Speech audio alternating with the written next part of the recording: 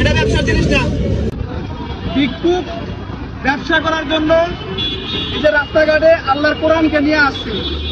আমরা মুসলমান ভাইয়েরা যেখানেই থাকবো, যদি কোনো ভিক্ষুক এই কোরআন শরীফ নিয়ে রাস্তাঘাটে ভিক্ষা করে, ভাই আপনাদের কাছে অনুরোধ, যার চোখে বাঁচবে এই কোরআনকে তারা উদ্ধার করবে, কারণ এটা আল্লাহর কোরআন। সবাই এই জিনিসটা খেয়াল করবে। কোনো ভিক্ষুকের হাতে কোরআন শরীফ দিয়ে পাওয়া করলে, কোরআন পড়ে যদি ভিক্ষা করে, এটার প্রতিবাদ সবাই করবো আমরা ইনশাল্লাহ। পারবো না ভাই? ইনশাল্লাহ। আচ্ছা চুপ থাকেন। উনি সূরা ফাতিহা কমপ্লিট করতে পারে না, উনি কোরআন শরীফ নিয়ে বসে এখানে। ভাই ভিডিও করেন না কই?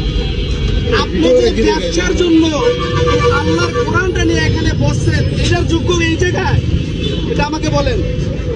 আপনি ভিক্ষাক, আমি গরিব, আমার যদি হাত পা, আমার যদি টাকা পয়সা না থাকে, আমি বলবো ভাই আমার একটা ভিক্ষা দেন, আমি গরিব মানুষ, বলতে পারুন না?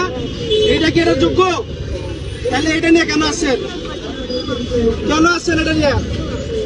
কেন আসছেন? আপনার যদি পড়তে মন চায়, আজকে সারা রাত গরমে ইবাদত করেন, আল্লাহ তাআলা আজান দিতেও পারে না, এটা আল্লাহর বিষয়।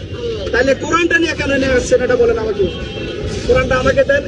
এটা ব্যবসার জিনিস না। রাস্তার ভিতরে কারণ মানুষ শত শত মানুষ এখান দিয়ে যায়, আপনি